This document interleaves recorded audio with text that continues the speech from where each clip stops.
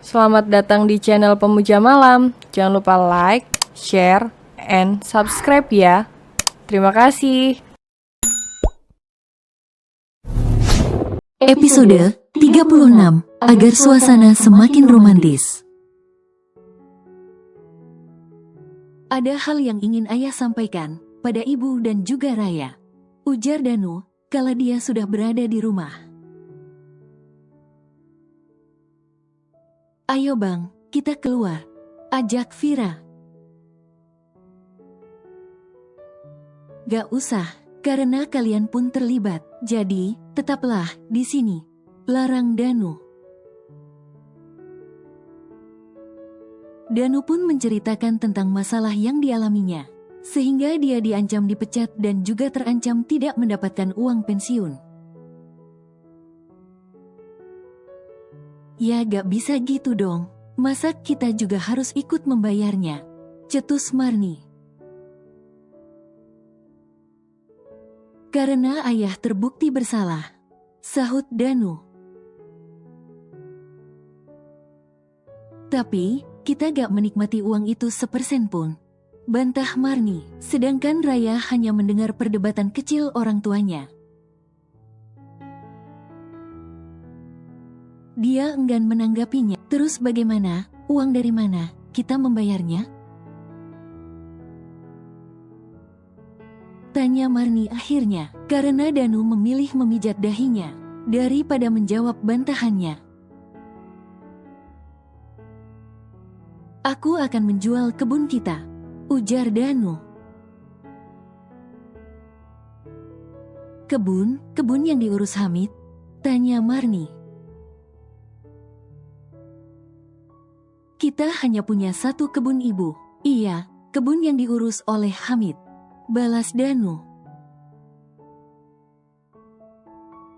Dan, ayah hanya punya waktu 1 minggu lagi, lanjut Danu. Siapa yang akan membeli kebun dalam waktu 1 minggu ya? Ujar Marni frustasi. Bagaimana nak, apakah kamu berminat untuk membelinya? Tanya Danu pada Farhan. Sedangkan Farhan menatap Vira, seolah meminta pendapatnya. Terserah Bang Farhan, balas Vira, karena semua orang menatapnya. Harganya cuma 400 juta. Dan Bibi yakin, jika uang itu tidak ada apanya bagi kalian.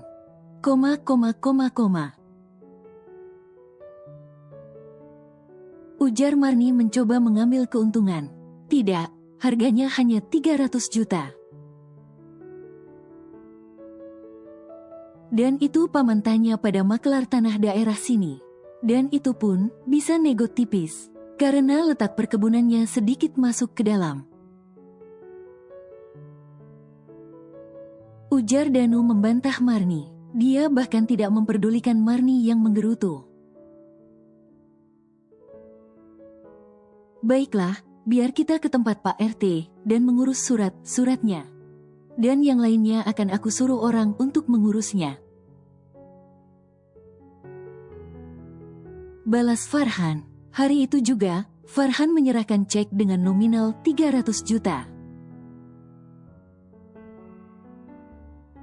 Bahkan dia mengabaikan rengekan Marni, yang meminta agar harganya bisa mencapai 300 juta lebih. Nanti untuk kelengkapan suratnya, biar aku urus aja. Ujar Farhan kala menerima surat sementara dari RT setempat. Kemudian dia dan Vira mohon pamit, karena mereka berencana untuk jalan-jalan. Tinggallah Danu, Marni dan Raya di rumah. Dan Raya juga mohon pamit,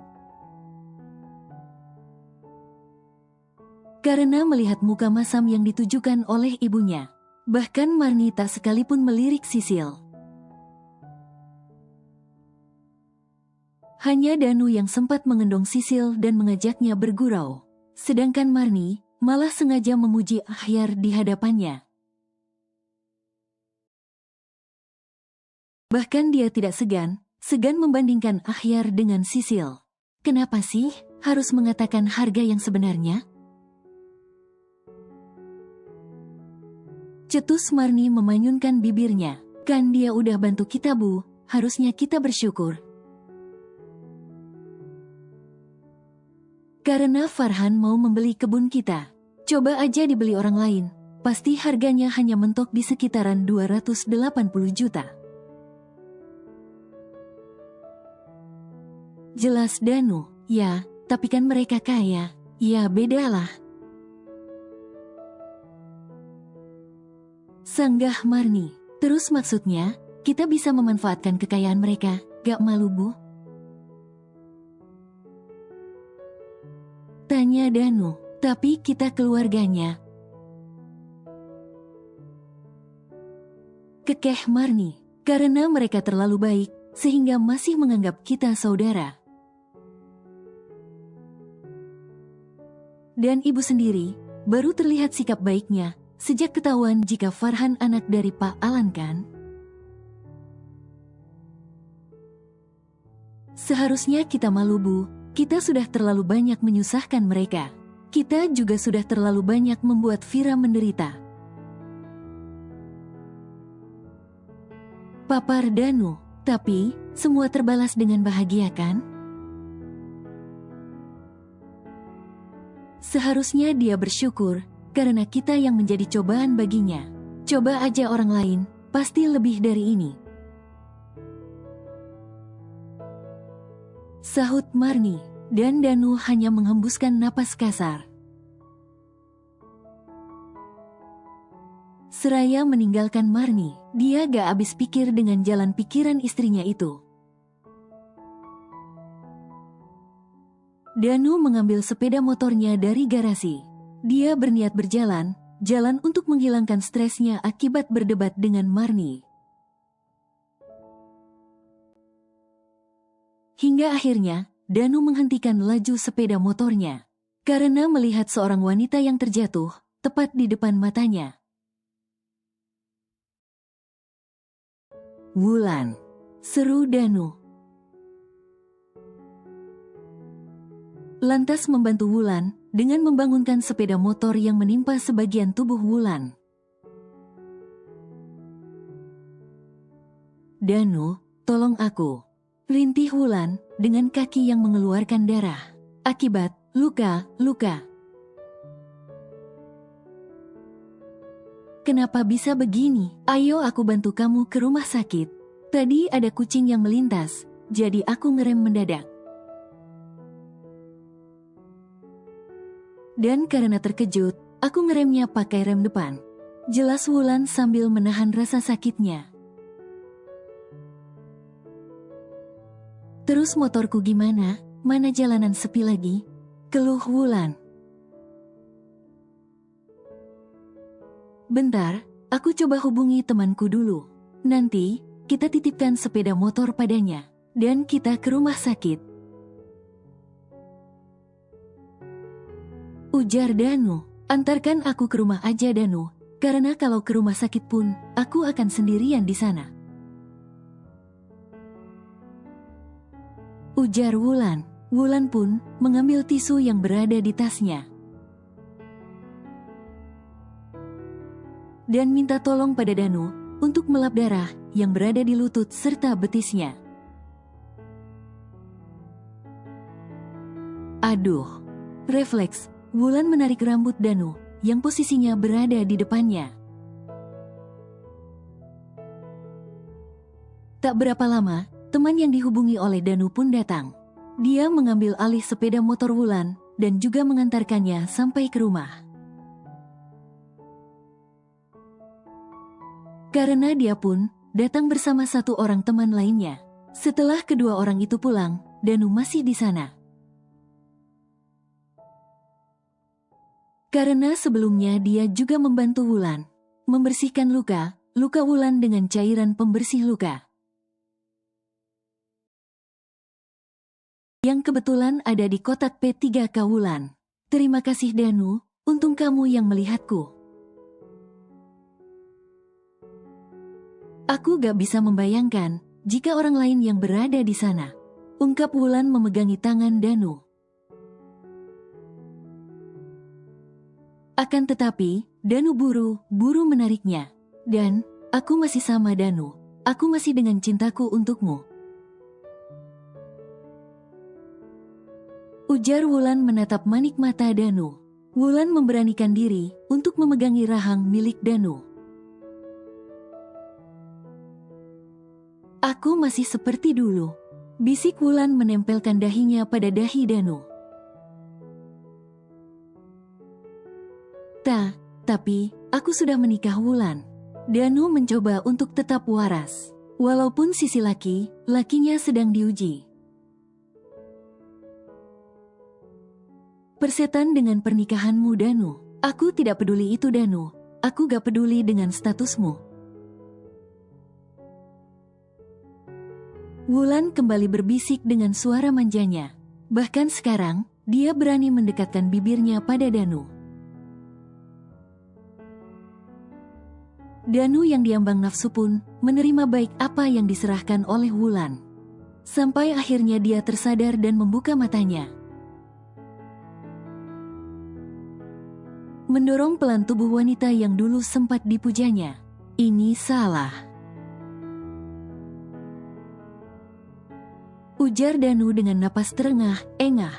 Tidak ada yang salah, karena kita sama menginginkannya.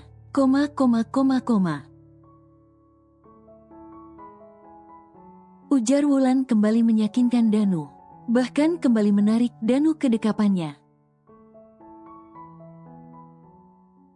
Seolah mentransfer rindu yang sudah lama dipendamnya. Sampai akhirnya, Danu pun kalap. Dia malah melupakan Marni, istri yang mungkin masih menunggu kepulangannya. Di tempat lain, Vira dan Farhan malah melangkah santai di bawah sinar bulan. Tentu saja dengan Akhyar ikut serta. Mereka berada di dekat danau, menikmati indahnya pantulan sinar rembulan. Serta bintang yang banyak bertaburan, seolah-olah mendukung agar suasana semakin romantis. Tadi, saat aku membelikan kebun paman, apakah kamu keberatan?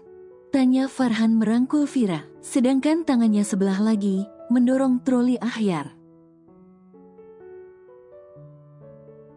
Tidak, seharusnya kita bersyukur, karena tidak jadi meminjamkan uang padanya. Aku juga gak akan bisa bayangin, jika benar kita menyerahkan uang itu pada Paman Danu, tanpa orang lain tahu. Mungkin, Bimarni akan menolak membayarnya, jika nanti terjadi sesuatu pada Paman. Jelas Vira, iya juga ya, untung aja Pak RT memberikan ide yang lebih masuk akal. Kekeh Farhan, yang gak masuk akal itu Bimarni, masak minta harga kebunnya kita beli lebih mahal.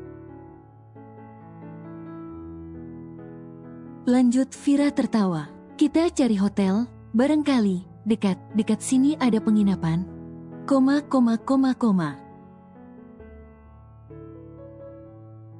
Tanya Farhan, aku malah ingin sesekali merasa camping. Karena itu merupakan salah satu keinginanku yang belum terwujud. Ungkap Vira. Camping, malam ini, oke. Balas Farhan hendak menghubungi Jonathan. Harusnya, kita bawa perlengkapannya dulu, terus nanti Akhyar bagaimana? Tanya Vira mendadak panik. Aku akan suruh Yo ke sini. Ujar Farhan santai. Jangan, aku gak siap kalau malam ini. Tunggu Akhyar sedikit lebih besar. Bujuk Vira. Baiklah, tapi aku akan menyimpan keinginan di sini. Ujar Farhan menunjuk dadanya, dan Vira mengangguk senang. Kemudian keduanya kembali pada mobil yang terparkir agak jauh dari mereka. Sebelumnya, tentu saja Vira membereskan tikar yang digunakan untuk mereka duduk. Dan mengumpulkan sampah untuk dibuang ke tempatnya. Farhan melajukan mobilnya ke area saung alam. Mereka kembali menikmati makan malam dengan nuansa alam. Apalagi, di sekeliling mereka ada sawah yang terbentang. Dan juga ada sungai kecil yang mengalirkan air untuk sawah tersebut. Setelah keduanya merasa kenyang, Farhan kembali melajukan mobilnya ke arah jalan pulang. Sampai akhirnya mereka sampai di rumah, dan langsung disambut oleh ART untuk mengambil alih Akhyar yang sudah ketiduran. Tolong, bereskan barang di mobil ya mbak. Mohon Vira dan meminta mbak yang mengendong Akhyar untuk membawanya ke kamar. Sedangkan Farhan juga mengikuti langkah kaki Vira. Setelah ART yang mengendong Akhyar keluar, Farhan malah mengajak Vira untuk mandi bareng, mumpung Akhyar tidur. Bujuk Farhan, dan Vira tersipu malu. Permainan di kamar mandi pun terjadi. Sama seperti kedua orang yang usianya lanjut, di tempat yang berbeda. Maafkan aku, ujar Danu setelah bangun dari tidurnya. Tidak, ini bukan salahmu, ujar Wulan mencoba untuk bangkit. Akan tetapi dia meringis akibat merasa perih di bagian sensitifnya. Apakah itu sakit? Tanya Danu khawatir. Sedikit, aku ke mandi dulu. Kamu kalau mau mandi, pakai kamar mandi ini aja. Biar aku yang di luar,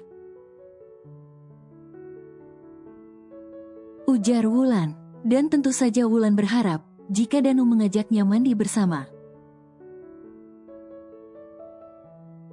Akan tetapi saat dia sudah menutup pintu pun, Danu tidak memanggilnya untuk kembali. Dasar tidak peka, gumam Wulan. Sedangkan Danu baru sadar jika perbuatannya salah, dan rasa penyesalan itu muncul perlahan. Teringat Marni, gadis yang telah berjuang bersamanya selama hampir 30 tahun lamanya. Maafkan Marni, lirih Danu. Danu pun memasuki kamar mandi untuk membersihkan seluruh tubuhnya. Namun, saat bercermin, dia malah melihat ada beberapa bekas dari Wulan di tubuhnya. Sontak, ketakutan kembali menghantuinya. Begitu keluar kamar mandi, Wulan pun berada di sana, dan masih dengan kimono handuknya. Wulan, boleh minta apa aja untuk menutupi ini? Tanya Danu dengan takut. Kenapa? Biarkan aja sih Danu, ujar Wulan. Tapi, nanti Marni, pakai ini, semoga bisa menyamarkannya, ujar Wulan, menyerahkan cushion miliknya. Terima kasih Wulan, ungkap Danu. Setelah mengaplikasikannya, Danu baru merasa tenang.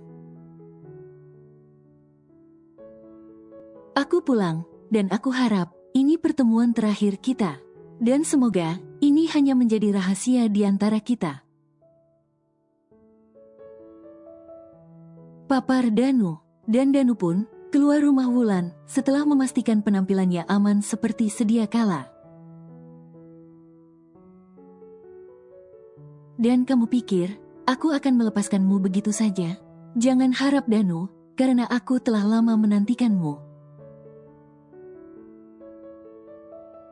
Gumam Wulan menatap kepergian Danu dari balik kaca jendelanya. Danu langsung pulang ke rumahnya. Karena kelaparan, dia memilih membelikan 2 bungkus nasi goreng pada penjual jalanan. Sampai di rumah, dia langsung memasuki kamar. Dan terlihat Marni yang tertidur pulas, sembari mendengkur ringan. Dan dengan lembut dia membangunkan Marni untuk makan bersama. Makan sendiri aja, aku ngantuk. Cetus Marni, baiklah. Ujar Danu mengalah, karena jauh dari lubuk hatinya, dia merasa amat bersalah pada Marni. Dengan isakan karena penyesalan, Danu memakan makanan yang mendadak terasa hambar di lidahnya. Akankah Marni mau memaafkannya jika nanti tahu perbuatan bejatnya? Rasa bersalah terus saja menghantuinya, sampai Danu tidak menghabiskan makanannya. Dia memutuskan untuk kembali masuk kamar dan tidur di samping Marni seraya memeluk tubuh wanitanya. Maaf, lirih Danu.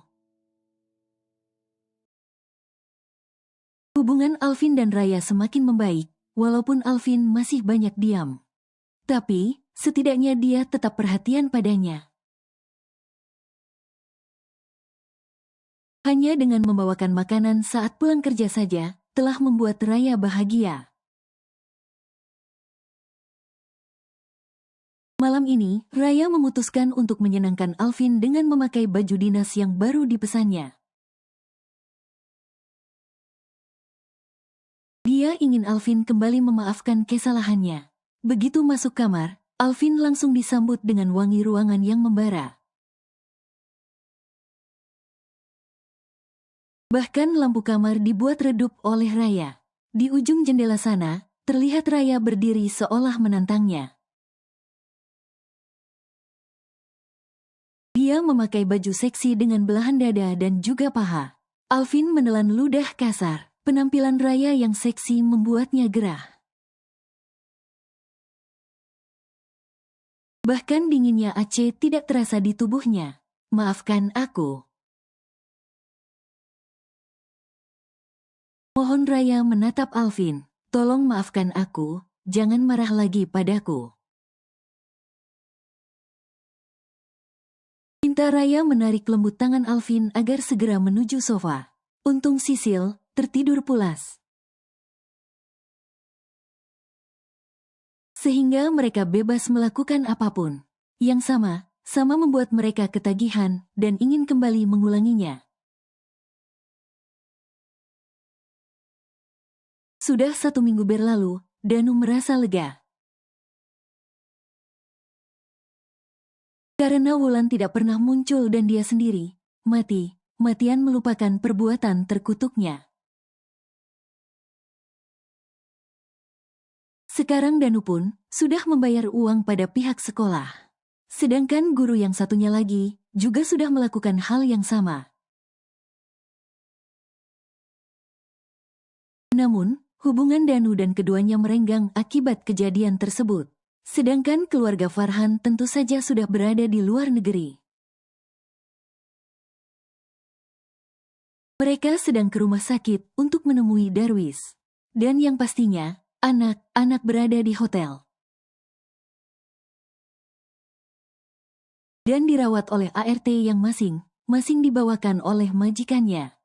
Setelah mendapatkan informasi yang akurat dan membenarkan jika itu Darwis paman mereka. Mereka semua menuju ke ruangan di mana Darwis berada. Kebetulan, Darwis baru saja melakukan tindakan kemoterapi. Jadi, dia masih sangat lemas. Melihat keluarganya datang. Mata Darwis langsung berkaca-kaca. Dia masih terbaring dengan tubuh yang semakin kurus. Bahkan tidak terlihat jika ia mirip dengan Darwis yang gagah seperti sebelumnya. Miranti berlari menuju bangsal adiknya. Dia menangis terseduh-seduh. Dan tentunya yang bisa masuk hanya 2 orang. Dan itu pun harus gantian dengan yang lainnya. Bagaimana keadaanmu? Tanya Alan, basa-basi. Padahal, dia tahu jika Darwis tidak baik saja. Darwis hanya mengedipkan matanya. Karena jika bergerak sedikit pun, dia langsung mual juga muntah. Akibat efek kemo yang dirasakannya. Kamu yang kuat ya, di luar ada anak yang juga ingin melihatmu. Maafkan Mbak, yang gak bisa menjaga rahasia ini. Mbak gak bisa menyembunyikan ini terlalu lama Darwis. Karena Mbak sayang kamu segalanya bagi Mbak.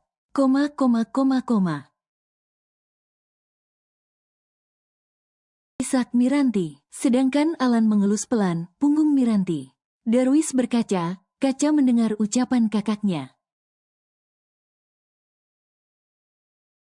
Pengakuan Miranti merupakan kekuatan untuknya, walaupun tidak yakin dengan kesembuhannya.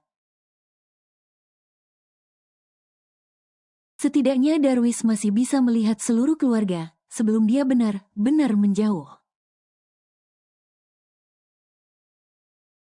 Tetaplah bertahan Darwis, kamu kuat, ujar Alan. Mereka pun keluar, karena ingin bergantian dengan yang lainnya. Lagi pula, mereka berdua berencana untuk tinggal di rumah sakit, menemani Darwis.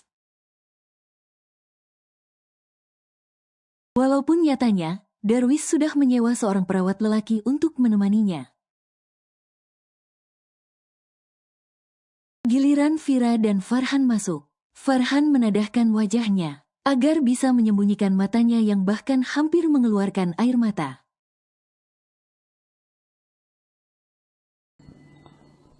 Bersambung.